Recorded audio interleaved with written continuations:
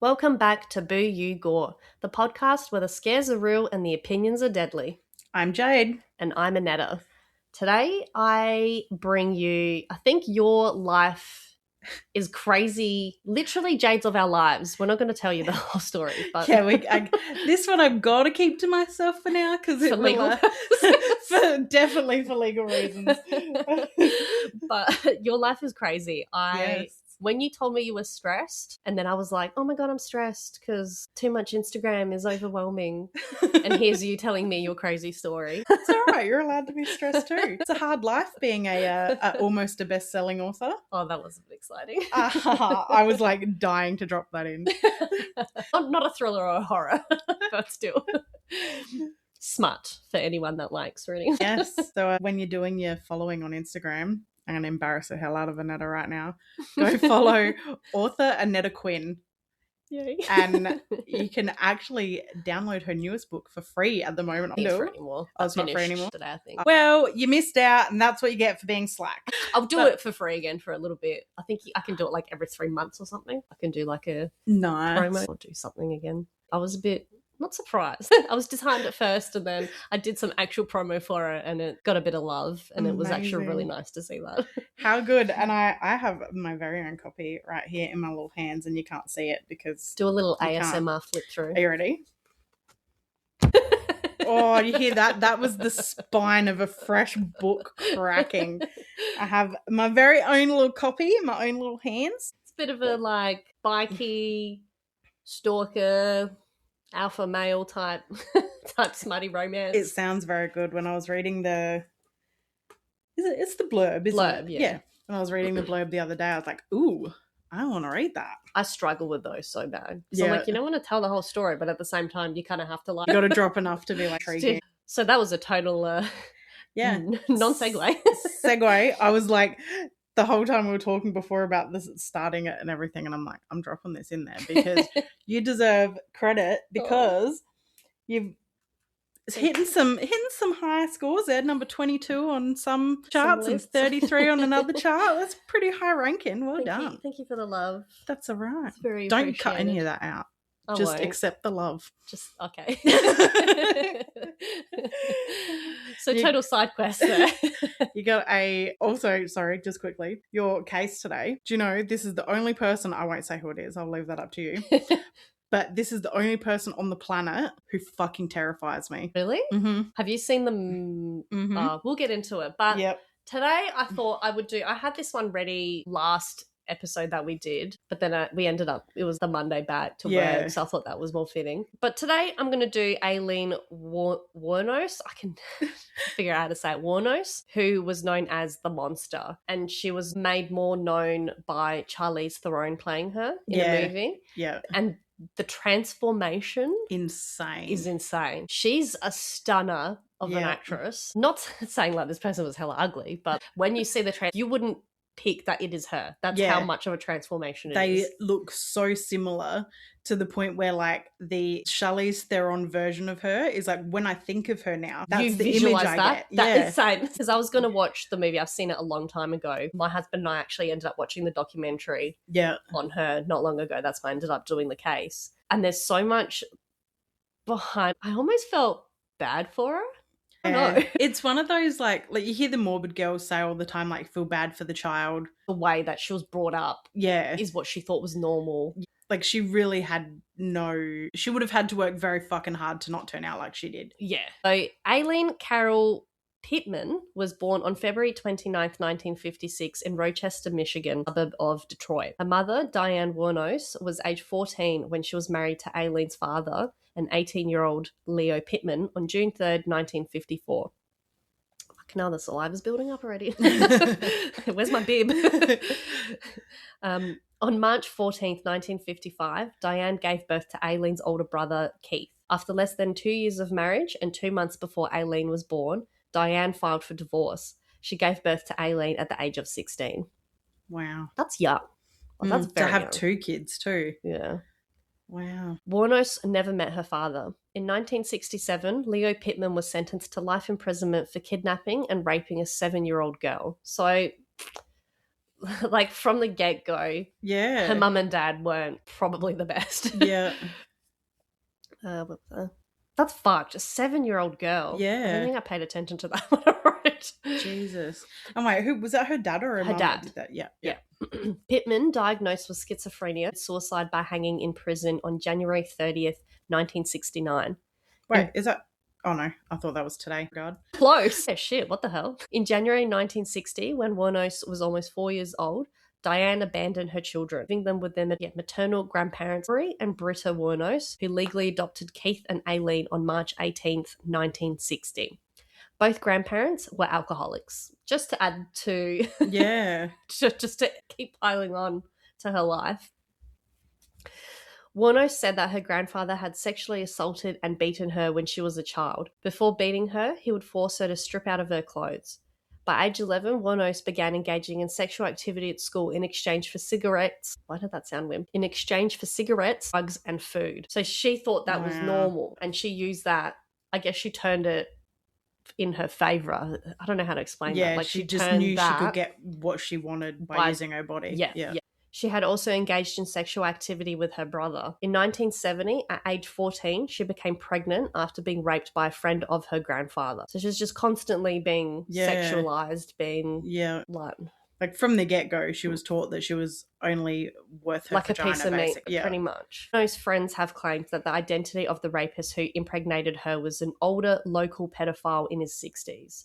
Wuornos gave birth to a boy at a home for unwed mothers on March 23rd, 1971, and her grandfather forced her to give up the child for adoption. A few months after her son was born, she dropped out of school at about the same time that her grandmother died of liver failure. When Wuornos was age 15, her grandfather threw her out of the house. Living in the woods near her old home, Wuornos supported herself through prostitution. So from a young age, that's pretty much what she was forced into. Yeah, just knew that was sort of all like she was worth option. And that was how she could get things. And could you imagine though, sorry, little side question. No, that's all right. There's someone out there who is Aileen Wuornos' son and he may not even know about it. Like, that's wild. That's crazy.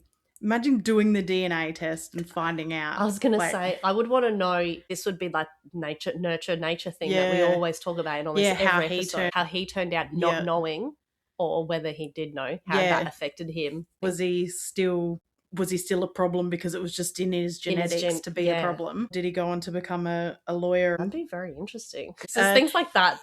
If you did go on to become a lawyer, give me a call. I might need your services. Especially if you're in Port Pirie. Oh, shit. That's going to be so interesting. Right. So she was kind of a problem child and teen from a very young age. I wrote early criminal activity because she's just had like a long list of crimes from a very young age. She was on the records and it's not minor things either. It was like she didn't have an opportunity to learn to be bad. She was just inherently bad. Yeah. Like it was just sort of what she was brought up with, and obviously the areas she would have been living on the streets and prostituting. And she was probably like ridiculously bullied because people, living in towns like that, they would have known her dad was a pedo. They would have known her dad killed himself and her mum was a dropkick and her grandparents were alcoholics. But yeah, she's got a long list of crimes. On May 27th, 1974, at age 18, Wuornos was arrested in Jefferson County, Colorado for driving under the influence, disorderly conduct, and firing a .22 caliber pistol from a moving vehicle. She was later charged with failure to appear. So she really didn't give a shit about the law. Yeah. Kind of like her own rules, and the normal rules didn't apply to her. Yeah. In 1976, Wuornos hitchhiked to Florida, where she met 69-year-old yacht club president Louis Gratz Fell. They married quickly, and the announcement of their nuptials was printed in the local newspaper's society pages. Wuornos continually involved herself in confrontations at their local bar and went to jail briefly for assault. She also hit Fell with his own cane, leading him to gain a restraining order against her within weeks of the marriage. Jesus. So she was quite violent. This is very like Catherine Knight. Yeah. Oh, yeah, I think they would have led to something like that if she remained married to a man. She returned to Michigan where on July 14th, 1976, she was arrested at Bernie's Club in Mansalona, Antrim County and charged with assault and disturbing the peace for throwing a cue ball at a bartender's head. Ouch. So you can easily put these down to she's obviously drinking in a bar and something happens where someone says the wrong thing or does something that she doesn't like and instantly leads to violence and she hitting. Would have just been a angry person. A menace. Yeah. On July 17th, her brother Keith died of esophageal cancer. Oh, wow. Is that how you say it? Esophageal?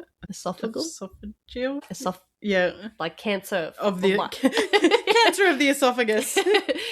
And Wuornos received $10,000 from his life insurance. So that's set in the 70s. So that would be a bit of money to her, considering she lived on the street and things like that and then lived with her grandparents. Wuornos and Fell annulled their marriage on July 21st after only 9 weeks. In August 1976, Wuornos was given a $105 fine for drunk driving. She used the money inherited from her brother to pay the fine and spent the rest within 2 months buying luxuries, including a new car, which she wrecked shortly afterwards. So she was just a menace. Yeah.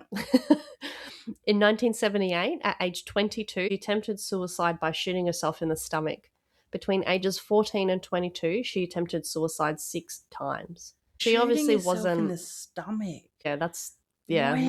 Like we've talked about in like Cecil Hotel, where one person bit their own throat. Like how far gone do you have to be? Yeah. When it's not a death that would be quick. Yeah. And then you think too, like my thought goes straight to like shooting yourself in the stomach. That doesn't feel very final to me. That feels like something like you could easily survive that. Yeah. But then have really severe consequence. Yeah. So is that like a insane cry for help? Like, hey, I'm not okay. Look, I just shot myself. Yeah. But I don't want to die, I think, deep down. Yeah. Yeah. Is kind of what it feels like. Yeah. Because why wouldn't you just do the typical, put it in your mouth? Like, a way that you know is going to have a much higher chance of being successful rather than shooting yourself in the stomach. Very good chance you're going to survive that. Because that's like depending whereabouts in the stomach, if you're not hitting vital organs, that's an easy survival. And then she could have lived the rest of her life with ongoing effects from that. Yeah, in a wheelchair, thing could have happened. That's it. And then being miserable. It made it worse. Like you're paraplegic or something after blood loss or anything. It's still sad to see that. So that was between ages 14 and 22. Like that's still early on in her life. Yeah. So she's already lived such a messed up life to be at that point. And to try so many times too. On May 20th, 1981, Wuornos was arrested in Edgewater, Florida for the armed robbery of a convenience store where she stole $35 and 2 packs of cigarettes. So it was very pointless crimes almost. Yeah, like petty stuff but over the top. Yeah, petty's like the sort of word I was looking for. You're like, why are you robbing a convenience store for 2 packs of cigarettes and a handful of cash? That's it. Like, if you're going to do it, at least make it worthwhile. Yeah, it didn't seem worthwhile. No, that's really bad. Go do worthwhile crimes, guys. If you're going to do an armed robbery, you know you're getting a decent amount of jail time. Yeah. So wouldn't you do it for, $35 at the time was probably all they would have had in the till. But wouldn't you go, I want all the cigarettes? Yeah, not just 2 packs. I'll just take what I need right now. Yeah. But it's crazy to see that obviously her thought process never led to what the outcome is going to be or what the consequences can be to something. And it was more like the here and now. Yeah. What do I need right now? A couple of packets of smokes and some cash. How can this help me in the future? Yeah. Yeah. So she was, very in the moment. I have all the money in the till and a pack of Winnie Blues. You know what? Make them a double. She was sentenced to prison on May 4th, 1982 and released on June 30th, 1983. So she went away for a year. Yeah. For that. For 2 packs of cigarettes. On May 1st, 1984, Wuornos was arrested again for attempting to pass forged checks at a bank in Key West. On November 30th, 1985, she was named as a suspect in the theft of a revolver and ammunition in Pasco County. So it's just constant. Like, this year she had this. The end of the year she had that. It's just constant. Every year there was multiple things being added to her record. On January 4th, 1986, Wuornos was arrested in Miami and charged with car theft, resisting arrest, and obstruction of justice for providing identification bearing her aunt's name. Miami police officers found a .38 caliber revolver and a box of ammunition in the stolen car. Only a few months later, on June 2nd, 1986, Volusia County deputy sheriffs detained Wuornos for questioning after a male companion accused her of pulling a gun in his car and demanding $200. Wuornos was found to be carrying spare ammunition, and police discovered a .22 caliber pistol under the passenger seat she had occupied. Yeah. So he was pretty spot on. In 1986, 30-year-old Wuornos met 24-year-old, I think it's Tyra? Yeah. Tyra Moore, a motel maid at a Daytona Beach gay bar called Zodiac. They moved in together, and Wuornos supported them with her earnings as a prostitute. And it's not really a cool thing, but Christina Ricci plays her in the movie. I was just about to say, even Christina Ricci does an amazing job. Yeah, they both did a great job in that movie. I saw something years ago when they were making the movie that it took 4 hours to have Charlize Theron look like that every day. Imagine it taking 4 hours to make you ugly. It take me 4 hours to look presentable, and it takes her 4 hours to look ugly. I think it was because it was so specific. Yeah, like just the freckles, the haircut, like everything was just so spot on. It was like a nose, like a stuck-on nose or something. Even I think her jawline was altered. Yeah. Like everything. She had to put on a heap of weight. Not saying Aileen Wuornos was like majorly overweight. She was just an average, like ordinary person. Because Charlize Theron would have been so thin. She had to put on like 40 or 50 odd pounds to do the role. I'm going to watch that tonight. Yeah, I think I'm going to do the same thing. I just forgot how well they act in it. Yeah. Like how well they did the movie. Yeah. So they moved in together, and Wuornos supported them with her earnings as a prostitute. On July 4th, 1987, Daytona Beach police detained Wuornos and Moore at a bar for questioning regarding an incident in which they were accused of assault and battery with a beer bottle. So again, like she's not changing. It's just constantly assault and like doing violent things in a bar after drinking, or DUI, like don't drive home. Just being a complete menace. Yeah. So obviously alcohol was a huge factor for her. Yeah. And I think growing up with obviously her father, then being kicked out at such a young age and being with her grandparents who were alcoholics, that obviously affected her quite a bit. Whew. On March 12th, 1988, Wuornos accused a Daytona Beach bus driver of assault. She claimed that he pushed her off the bus following a confrontation. Moore was listed as a witness to the incident. Later, at her trial, Wuornos stated, "It was love beyond imaginable. Earthly words cannot describe how I felt about Tyra." Before her execution, Wuornos claims to still be in love with Moore. And do you know what is so sad? I thought they were like full lovers, but the documentary, she throws her under the bus. Yeah. Oh, I did not know that. Yeah. It's kind of sad. And like that's I think what made me more empathetic for her, because watching her in the courtrooms in that documentary when she realizes what's going on and who you can see it shatters her. It's really sad. So Wuornos was known for murdering 7 men within 12 months. All the men were motorists between ages 40 and 65. A lot of the murders she claimed were self-defense. Yeah. Prostituting, and then things went not in the direction she wanted them to go, and then they tried to rape her. She claimed self-defense. There was like one of them I think was actually a convicted, not pedophile, like was it sexual, had some sort of previous claims against him. So her first victim was Richard Charles Mallory, age 51. He was an electronics store owner in Clearwater. The date of the murder was November 30th, 1989. Wuornos claims that Mallory beat, raped, and sodomized her after he drove her to an abandoned area for sexual services. Mallory was Wuornos' first victim, and she claimed to have killed him in self-defense. Later, it became known that Mallory had previously been convicted of attempted rape in Maryland. So this is the one that had previous charges. Wuornos made no mention of this until she stood trial, and Moore never claimed she mentioned it to her. 2 days after the murder, a Volusia County deputy sheriff found Mallory's abandoned vehicle. On December 13th, his body was found several miles away in a wooded area. He had been shot several times, and 2 bullets to the left lung were found to have been the cause of death. Wow.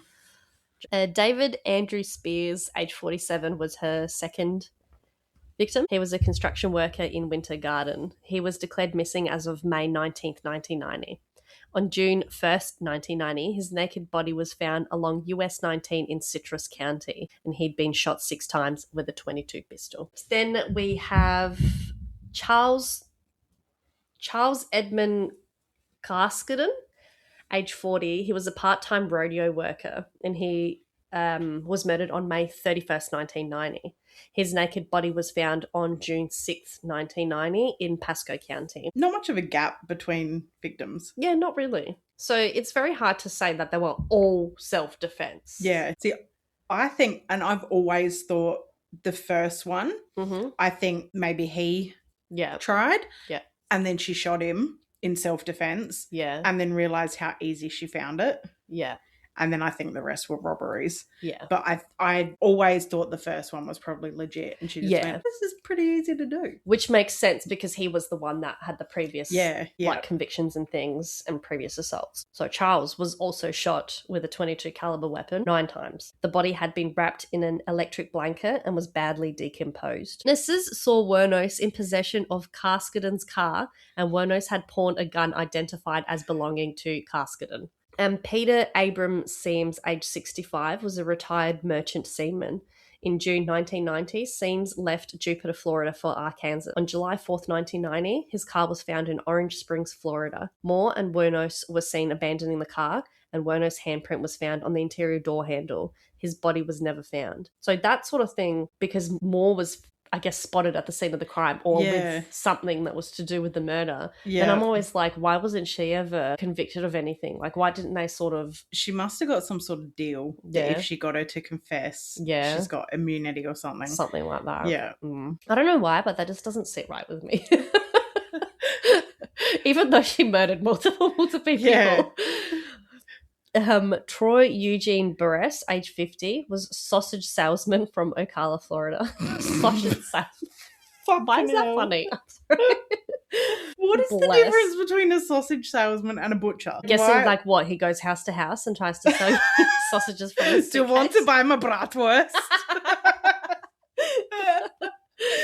He's wearing suspenders. I has to wiener for you. He had a wiener for her. It didn't work out very well, did it? Oh, shit. We're horrible. On July 31st, 1990, he was reported missing, and on August 4th, his body was found in a wooded area along State Road 19 in Marion County. He had been shot twice. I feel like some of them, like the one that was shot 9 times and there was 6 times, like that seems a bit excessive if it was self-defense kind of thing. Yeah, I don't know. Exactly. And like, I wonder what, the ones that she shot twice, did they just appear dead really quickly so she didn't need to shoot them more? And the ones that were like 6 times, and that were they fighting it more? Yeah, makes sense. Was it sort of like she kept shooting until they stopped moving? Until they like she knew they were fully dead. Charles Richard Dick Humphreys was age 56. He was a retired US Air Force major, former state child abuse investigator, and a former chief of police. He was murdered on September 11th, 1990. His body was found September 12th, so only a day after his murder, in Marion County. He was fully clothed and had been shot 7 times in the head and torso. Jesus. His car was found in Suwannee County. I feel like I butcher those names. Because I used to say, I think I've said this before, Yosemite. I used to say Yosemite. Yeah. You did a Arkansas instead of Arkansas before, but I'll let it go. Well, that's embarrassing. I'm just going to cut that out. Your second language. Yeah, everyone will be like, where did he die? Was he found? You'll never know. I feel like I've said that before as well. I've seen that word pop up and I'll be like, I totally know that means Arkansas. And then I still said it wrong. Walter Gino Antonio was age 61 and he was a trucker, security guard and reserve police officer. On November 19th, 1990, Antonio's nearly naked body was found near a remote logging road in Dixie County. He had been shot 4 times. 5 days later, his car was found in Brevard County. Wow. So they kind of, I feel like a lot of work went into after, like disposing of the cars and things. Not necessarily the body so much. It was kind of just to separate the evidence with the car and the body. Yeah, the body was just like, meh. Left in the same spot they were at. So does that show maybe like, do you think that shows that she has more regard for the car than the person? Like, but then I guess the cars and the money and stuff were beneficial to her. The people weren't. Yeah. And if she goes down that case of self-defense. Yeah. And you're like, well, they just attacked me. Why would I want to be respectful to them or anything like that? Yeah. So that kind of makes sense there. She's classified as a serial killer though, isn't she? Yeah. So that doesn't sound like a lot of people technically for someone that's a known serial killer. Such a short period of time, though. Yeah. Because that was what, May to September? Yeah, it was within a year period. Wow. Yeah, which I think it was the whole, like you said, that first one was self-defense. Yeah. But it came so easy to her and she wasn't affected, I guess, by that murder or by that death. That's what I think too, because I think with everything she'd went through as a kid, she would have learned to disassociate very fucking young. And that would just be her. And I think she was diagnosed with bipolar or something as well. Yeah. So she would very easily be able to just be like, oh, that's done now, and walk away. Just cut it off. Like you said, associate with that's it. She's not driving home and being like, oh my God, I just killed someone. She's just like... It's like it wasn't her. Yeah. In a way. Yeah. Yeah. So I very much think that the first one was a self-defense thing. And then after that, it was like, oh, well, I can pull the trigger and not feel bad about it. So maybe I just will. And then that helps me. And then I don't have to sleep with them and that sort of thing. Because how do you become a prostitute at 14 and get all the way until you're like 33 or whatever it was that she is, and never ever be raped and need to shoot someone, but then all of a sudden you're raped 9 times in 7 months? When you've said that, like your whole upbringing was pretty much that sort of... Yeah. So on July 4th, 1990, Wuornos and Moore abandoned victim Peter Siem's car after they were involved in a crash. Rhonda Bailey, who witnessed the crash, provided police with the description of 2 women, which later led to a media campaign to locate them. Police also found some of the victims' belongings in pawn shops. Wuornos' fingerprint that was found on a receipt at one of the pawn shops matched the print that was left in Siem's car. Wuornos had a criminal record in Florida, and samples of her prints were in a database. So all those multiple charges she's had for DUIs and all those other things when she was young, that fucked her over really because she was already in the database. On January 9th, 1991, Wuornos was arrested at the Last Resort biker bar in Volusia County. According to the New York Times, the arrest was made on the basis of an outstanding warrant for carrying a concealed weapon, although by this point, authorities already came to regard her as a suspect in the murders, based on witnesses' testimony and fingerprints found on an item found in pawn shops that had belonged to one of the murdered men. She was already on their radar. I've actually seen the video, because it's in the documentary. Yeah. It's interesting to see. I was going to say cool. It's not cool. It's just really interesting to see. You can just see, like, the mannerisms and stuff, like... When you literally look at it, you can't differentiate Charlize Theron. Like, the way she did it was so well done. Yeah. The warrant had been issued in the name of Lori Grody. Police located Moore the next day in Pittston, Pennsylvania, and she agreed to elicit a confession from Wuornos in exchange for immunity from prosecution. Okay.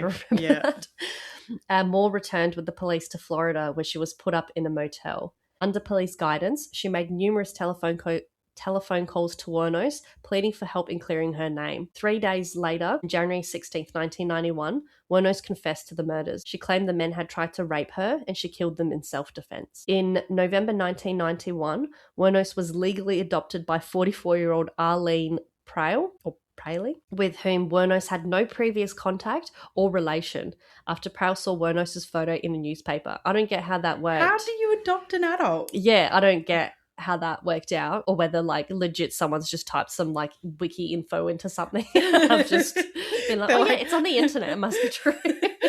Like, let's see who reads this.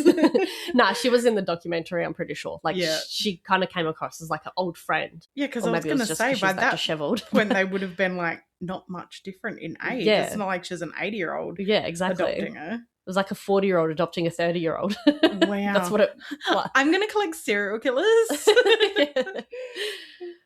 So on January 14th, 1992, Wuornos went to trial for the murder of Richard Charles Mallory. Although previous convictions are normally inadmissible in criminal trials, under Florida's Williams rule, the prosecution was allowed to introduce evidence related to her other crimes to show a pattern of illegal activity. So they used her previous certain things in certain states. Yeah. They still used all these other murders and were like, but you did this kind of thing. On January 27th, 1992, Wuornos was convicted of Mallory's murder with help from Moore's testimony. That is today. Oh, shit. So that was the day she was convicted. Yeah. Wow. We seem to do that a lot. We do. Where we pick cases where someone's like birthday or their death day is like the day we're recording or something. Wow. So the day she was convicted is the day we're recording. So it was what, 92. So 34 years ago today. Is that right? My math's a little slow. Aaron always laughs because he's like, Jade's math does not math sometimes. Oh, I know. Sometimes I'm like, oh, they were born in like 1911 and now it's like 2022. That was 170 years ago. I still haven't worked it out. 92, 2002. 2012, 22. Yeah, 30. Yeah, 34 years ago. Fucking suck on that, Darren. I was right. Wow. So, yeah, 34 years ago, she was convicted, and we are now here recording an episode about her. Wow. So, essentially, Moore's testimony is what helped put her away and her pushing Wuornos to confess.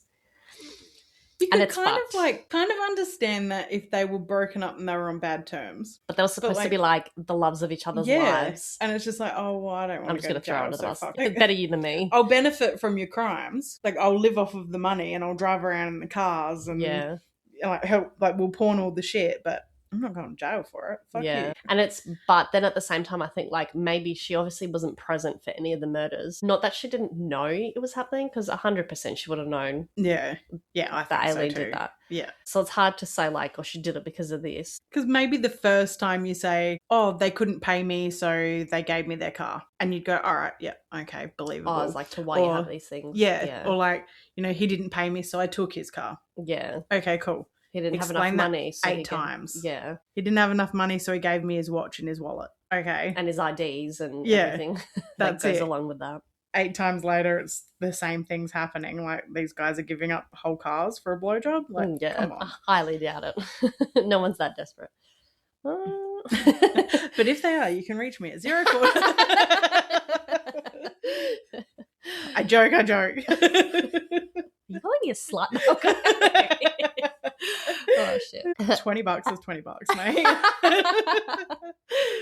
Oh, shit. At her sentencing, psychiatrists for the defense testified that Wuornos was mentally unstable and diagnosed her with borderline personality disorder and antisocial personality disorder. 4 days later, she was sentenced to death. Wow. And I've still got a bit more. I'm probably going to jump. But in the documentary, like she was so ready to go. Yeah. She was absolutely just fucking over it. Wuornos' defense made efforts during the trial to introduce evidence that Mallory was previously convicted for attempted rape in Maryland and served a sentence in a maximum security correctional facility providing remediation to sexual offenders. Records obtained from the correctional institution show that from 1958 to 1962, Mallory was committed for treatment and observation resulting from a criminal charge of assault with intent to rape. Yeah, he was fucked. These records also reflect 8 years of overall treatment from the facility. In 1961, it was observed of Mr. Mallory that he possessed strong sociopathic trends. However, the judge refused to allow the records to be admitted in court as evidence and denied Wuornos' request for a retrial, which is shit. Because, I mean, she got multiple death sentences. Yeah. But so it wouldn't have changed the outcome. Yeah, like she still would have been on death row for all the other ones, I think, because it would be very hard to prove multiple self-defense, things like that. That's it. But like, just for the sake of it being like her record being correct, that one should be involuntary manslaughter or something. I believe that first one was self-defense. Yeah. She still would have been executed, but... And I think it's like who that person is as well. Like she probably wouldn't necessarily want them looking like the good guy, if that makes sense. Yeah. You know what I mean? Like, yeah. I think that's maybe like another reason why some were shot more, some were like completely naked. Yeah, it really depended on like her anger maybe. With them and how they were. Yeah. So on March 31st, 1992, Wuornos pleaded no contest to the murders of Charles Richard Humphreys, Troy Eugene Burress, and David Andrew Spears, saying she wanted to get right with God. In her statement to the court, she said, in part, I wanted to confess to you that Richard Mallory did violently rape me, as I've told you, but these others did not. They only began to start to. So kind of like it was self-defense, like I don't know how to explain that. Like she sort of stopped it before it became a rape. Yeah. Yeah. So she was getting in first kind of thing. Which she may have even actually, like if Richard had actually raped her, that may have been like the straw that broke the camel's back, so to speak. And then when the next guys started to do what they thought they were paying for, she might have almost had like PTSD and been like, fuck, no, you're not. This is, like something switched to her. She was like, no, I'm not these guys taking this anymore. I'm not actually, like, they don't think they're raping her. They think they're doing what they're paying for. Yeah. But she's just seeing it differently now. Yeah. Because that's what I always thought was hard to, I guess, because I'm like, how, like, you're out there for them to do sexual things. So then what were they doing that you, like, that crossed the line? Yeah, where's the line between what they're paying for and them raping you? Yeah, like what to you was crossing the line that made you snap and kill them? This is going to be graphic as fuck, but, like, have they had the discussion that, okay, we're going to have sex in doggy style, and then they've done something stuck it up her butt or something, and they're like, wait, that wasn't agreed on, now it's rape. I mean, technically it is, but like, is that what it is? They've just done something that they haven't pre-discussed with her, and she's gone, nah, it's rape now. Because that's what the first one did. He apparently sodomized her with, like, a, I can't remember if it was hand sanitizer bottle. Jesus. And I think maybe then that has triggered something with other ones. If they've gone... if they've not gone necessarily to go... sodomize her, but to, like... Yeah. So it's hard. You obviously can't be like, hey... what happened, guys? That's it. Did you touch the booty hole? Did you touch the no-no hole? Oh, fuck.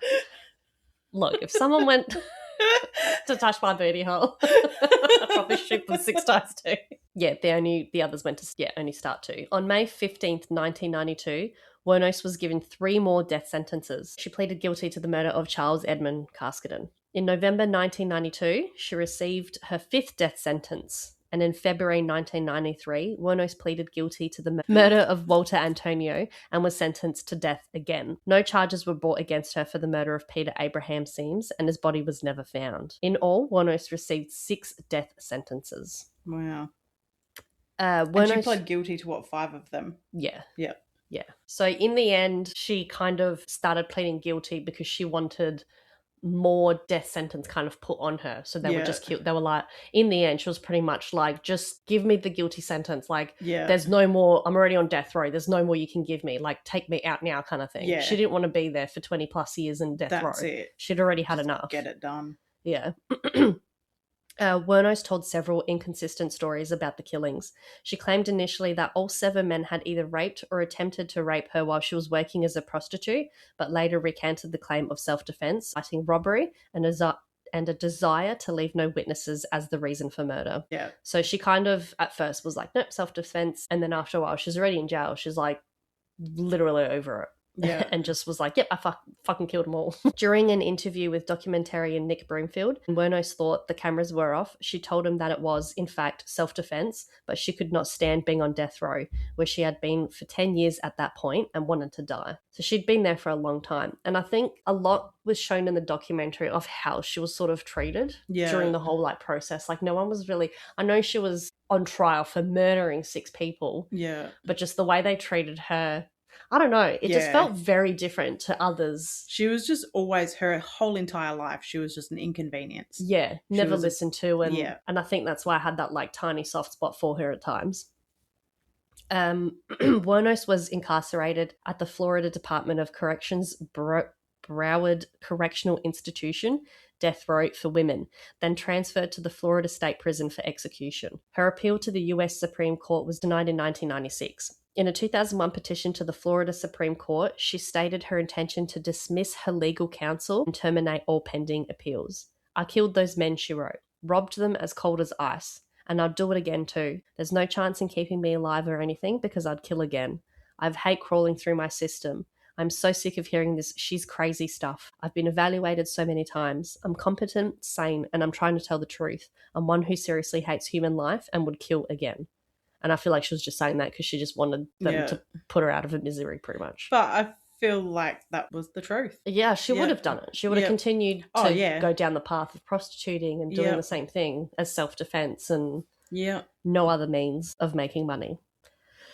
While her attorneys argued that she was not mentally competent to make such a request, Wuornos insisted that she knew what she was doing, and a court-appointed panel of psychiatrists agreed. In 2002, Wuornos began accusing prison matrons of tainting her food with dirt, saliva, and urine. She said she'd overheard conversations among prison personnel trying to get me so pushed over the brink by them, I'd wind up committing suicide before the execution and wishing to rape me before execution. She also complained of strip searches, tight handcuffing, door kicking, frequent window checks, low water pressure, mildew on her mattress, and catcalling in distaste and pure hatred towards me.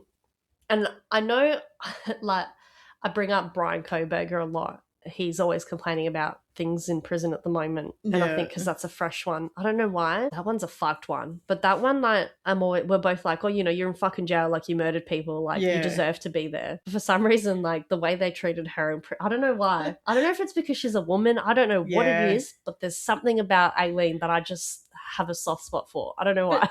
I feel like there's a difference, too, between not getting luxuries and being mistreated. Yeah. She was clearly being mistreated. Like, even Brian Koberger, what he did, he doesn't deserve people to spit in his food and shit like that. Here's your meal, shut the fuck up. Yeah. Like, he's complaining about things sort of...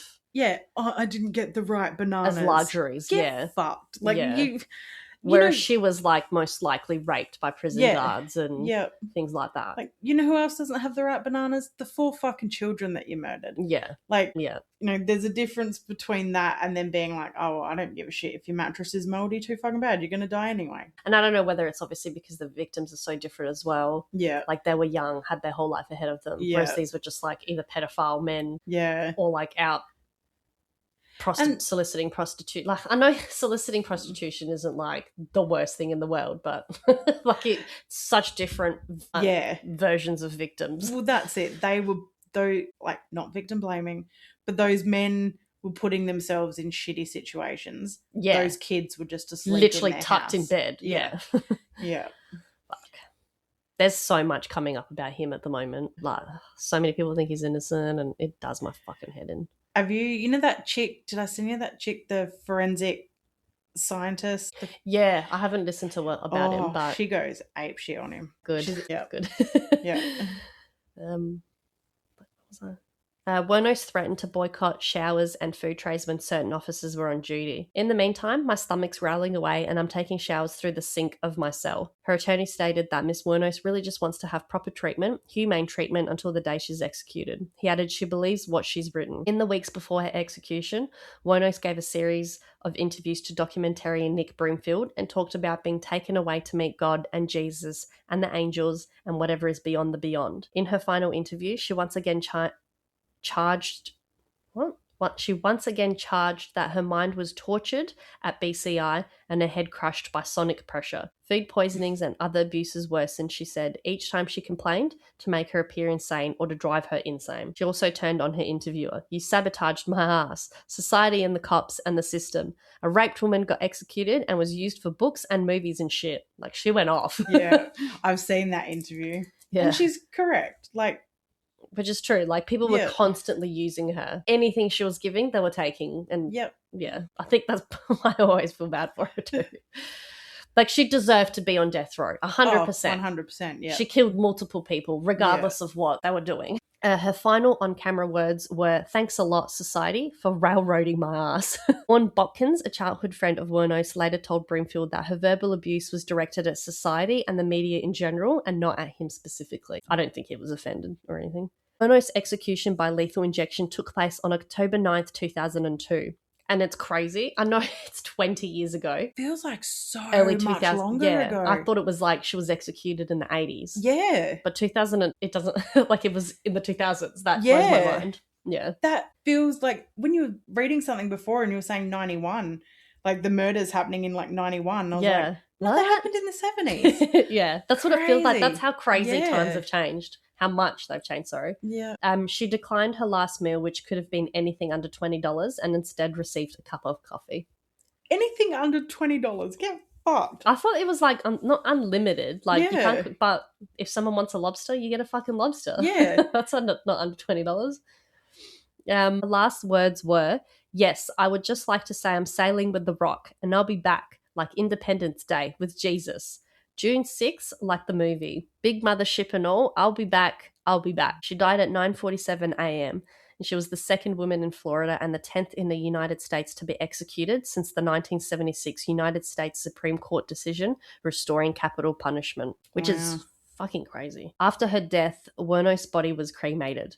Wuornos' ashes were scattered beneath a tree in her native Michigan by Wuornos Wuornos' childhood friend Dawn Botkins. At Wuornos' request, Natalie Merchant's song Carnival from Merchant's album Tiger Lily was played at Wuornos' funeral. Wuornos spent many hours listening to this album on death row. When Merchant found out about this, she gave permission to use the song in the closing credits of Broomfield's documentary, Aileen, Life and Death of a Serial Killer. Aileen Wuornos led a torturing life that is beyond my worst nightmares. It wasn't until I was told that Aileen spent many hours listening to my album Tiger Lily while on death row and requested Carnival be played at her funeral that I gave permission for the use of the song. It's very odd to think of the places my music can go once it leaves my hands. If it gave her some solace, I have to be grateful. Which I guess is nice. She can't be like, don't fucking use my music. And Broomfield later speculated on Wuornos' state of mind and motives. I think this anger developed inside her and she was working as a prostitute. I think she had a lot of awful encounters on the roads, and I think this anger just spilled out from inside her and finally exploded into incredible violence. That was her way of surviving. I think Aileen really believed that she had killed in self-defense. I think someone who's deeply psychotic can't really tell the difference between something that is life-threatening and something that is a minor disagreement that you could say something that she didn't agree with. She would get into a screaming black temper about it, and I think that's what had caused these things to happen. And at the same time, when she wasn't in those extreme moods, there was an incredible humanity to her. According to some specialists, Wuornos' crimes have been related to her psychopathic personality and her traumatic past. Assessed using the psychopathy checklist, Wuornos scored 32 out of 40. Wow. With the cutoff score of 30 for determining psychopathy. Wuornos was also known to meet the relevant criteria for determining borderline personality disorder and antisocial personality disorder. What? According to Bryce Arrigo, Wuornos' childhood sexual abuse and career in sex work irrevocably damaged her, and it could be seen that traumatic experiences throughout most of her young life could play a part in Wuornos' psychological state, including her biological mother's departure, as well as her grandmother ignoring the abuse she endured from her grandfather, thus leading to the lack of development of a mother-daughter bond for Wuornos as a young girl, which is true. Huge nurture-nature upbringing thing. The damage was then made worse because both Wuornos and her brother believed that their grandparents were their biological parents, but at the age of 11, they learned that this was not the case. I feel like at 11, that's a lot to... And that's just Bundy over again. Yeah, that's true. Yeah, the same thing. Yeah.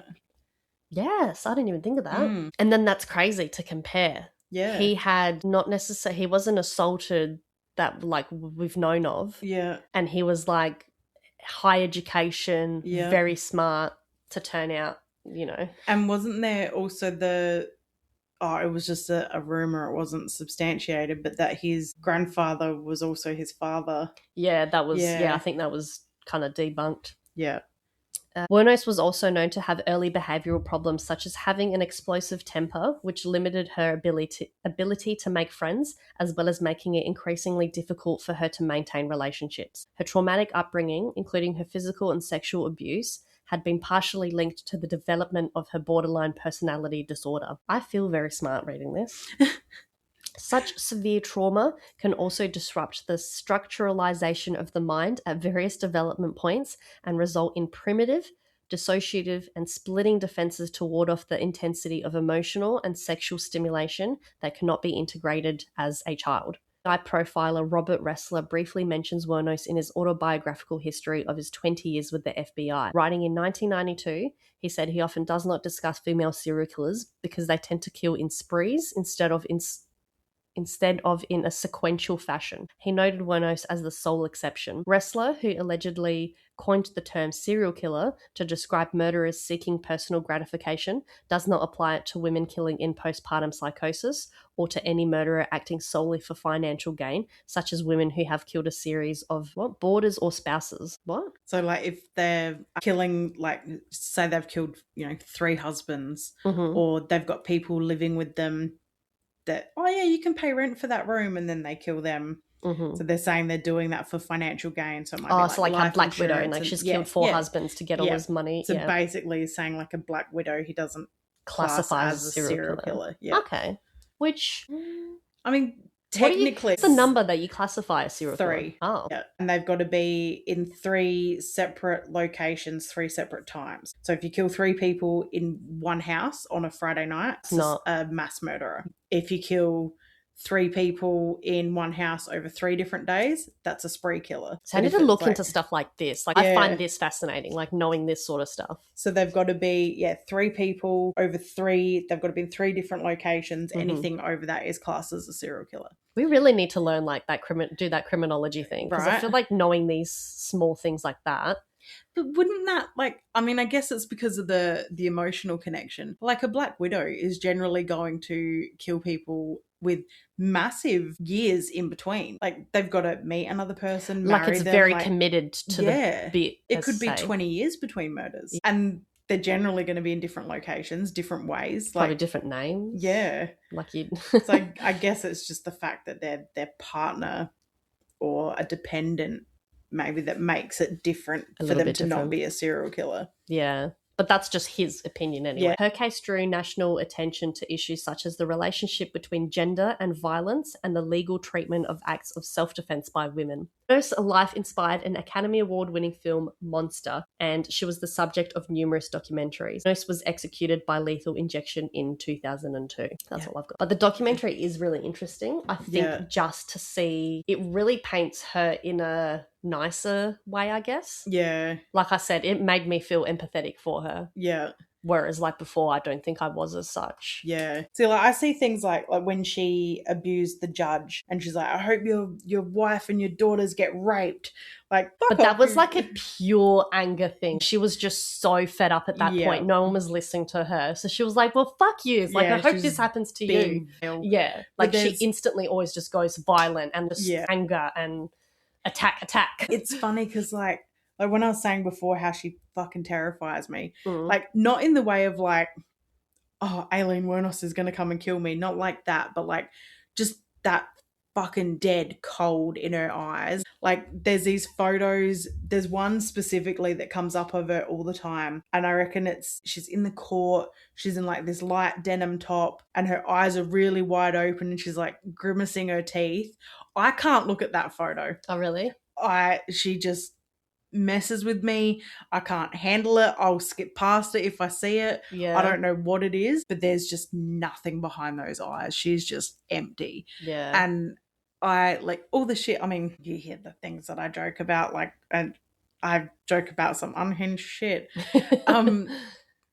But she's always rattled me. Yeah. And I just don't know what it is, but she just gives me like she's my Brian Koberger. Really? Like, you just see her and you're like, I'm like, she makes my skin crawl. Yeah. And like the older I'm getting, the more I understand what she did. Like you'll never convince me that she was raped by those 7 men that she killed. Yeah, no. The first one, 100%, I'd say. Yeah. But I think once she did that, she went, oh, I can do this. How easy it was. Yeah. And because obviously the first one, she'd got away with it. Yeah. Until obviously like multiple happened and they put them together. Like, oh, that was simple. Yeah. Yeah. It was an easy way to make money. Yeah. In the end. And you can see like towards the end when you look at the interviews and stuff, you can see how unhinged she came towards the end of her prison sentence. But if she was being abused and stuff in prison, like I said, she was just fucking over it. Yeah, that's it. And like if you know you're going to be, like you've got to work on sanity. Like if you know you're going to be executed, what's the fucking point? You're just like, I'll do whatever I want and act whatever way I want. That's it. Let all the crazy out. And then she probably got a little, as it got closer, she probably got a little bit scared. Like, fuck, I'm going to die.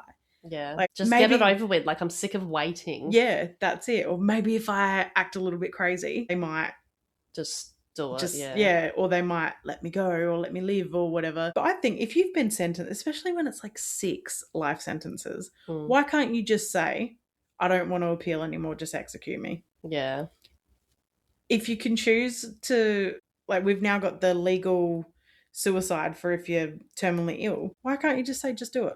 Just do it now. I think the point is like I used to think death row, you were just instantly executed, but you actually serve time. Yeah. Because I used to think that like, why are people so scared of death row when you're literally like just going to die? I'm like, it's such an easy out. I'd rather just die instead of spend 20, 30 years in jail until I die. They actually do spend time in there. So I think it was more so to actually have her like pay for the crime kind of thing. If you kind of, especially because she's tried suicide multiple times. Yeah, she's quite happy to die. She's happy to die. Yeah. And it's crazy how long people can stay on death row. I saw something the other day. It was a guy who was on death row for 52 years. That's crazy. Like, I would go insane. That's not a death sentence. That's a life sentence. Yeah. Like, you're still leaving with a toe tag. Like, literally there your entire life. Yeah. What are they going to do? Oh, he's 95 years old and he's riddled with cancer. Out. He's probably going to die next week. Let's just give him a needle now. Like, yeah, that's... But I thought she would be a good case to do because we've had... I was going to say she wasn't really... Like, we've done Kathleen Knight. Yeah. But she wasn't necessarily a serial killer as such. Yeah. I think she absolutely would have been. Oh, yeah. Absolutely. What do they call her? Nana Kath or something? Yeah. Yeah. Wow. Yeah. So that's Aileen Wuornos. Go check out the movie Monster. Yeah. With Christina Ricci, Good Old Wednesday, OG Wednesday. I don't think I've watched the documentary. I might suss that out too. It's good because I guess it shows more the trial and things, whereas the movie's sort of like from her perspective of what happened while they're in motels and what happened. Whereas the doco is like, more the trial and a lot of footage of her. Yeah. Which is, you might not like then.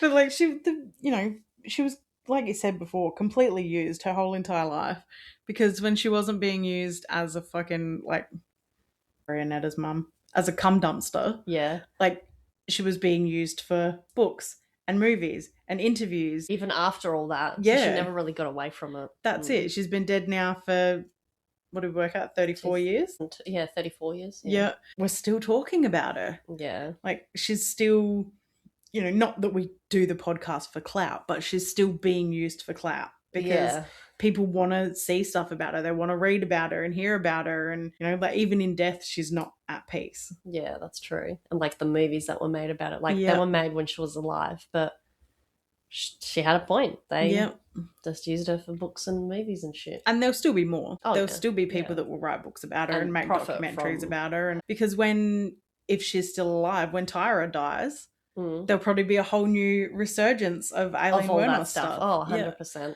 Yeah. There's an auction. I saw it only a couple of weeks ago. There's this girl. Oh, I've got to find her. She's on TikTok and she's got a whole bunch of Aileen's stuff. Oh, what? And she's auctioning off shirts. Like, she had a cardigan or something that Aileen Wuornos had knitted for her. What the hell? I feel like that'd be worth a bit. Just like those fans out there that are not fans. That's not the right word. Fanatics. She had a bunch of stuff and she'd made a website. And I tried to access the website, but I couldn't access it in Australia. It was like a scarf or something that Aileen had knitted. Wow. Had knitted for her. And that sold online for like $123. And I was like, for $123, I would own something like that. So I went to go look it up. And then while I was looking it up, I was like, what are you even doing? Because I was selling one of her prison shirts, one of the denim shirts as well. And then I was like, what are you even doing? You're not going to be able to handle having something that's touched this fucking woman. Yeah, you can't even look at her. Like, there's no way I would be able to. Like, I don't know what it would do to my brain to smell her. Yeah, that energy. I'd just be like, fucking, I can't handle this. I can't handle too many people, notifications and shit. But I was like excited because I was like, yes. And then I was like, oh, no. I wouldn't be able to, because even though it's something that would have been in storage for 30 odd years and probably just smell dusty and musty, I would just be like, oh. You just think of her. Yes, that was Aileen Wuornos, the monster, as they called her. I guess that was tied up in a nice bow because she's dead. She's been executed. She did serve some time, so she did actually get punished in a way. And she did admit to what she had done. I think the stories towards the end were very true. Like, I think she was being honest. Or like she said, she wanted to make her peace with God because she knew that was where she was going. So there was nowhere else for her to go and she was done. And according to the theories, as long as you make amends with God, you go to heaven. Before you die, Even if you have killed 7 men. I guess we'll see. We'll see. Yeah. I'll let you know. I'll just go find 7 men to murder. Yeah, you can let me know. Come back and haunt me. Yes, that was Boo You Gore. I click all the little bells to be notified when we post. Because sometimes we're a week late, like this week. that's entirely my fault. We can't tell you why for legal reasons, but there's just chaos happening. Yes, you will find out eventually. As soon as I can talk about it, I will talk about it. And it'll just be a wild Jades of our lives to add. I still can't believe that. That's crazy. But yes, hit all the bells and we will see you on the next one. Bye. Bye.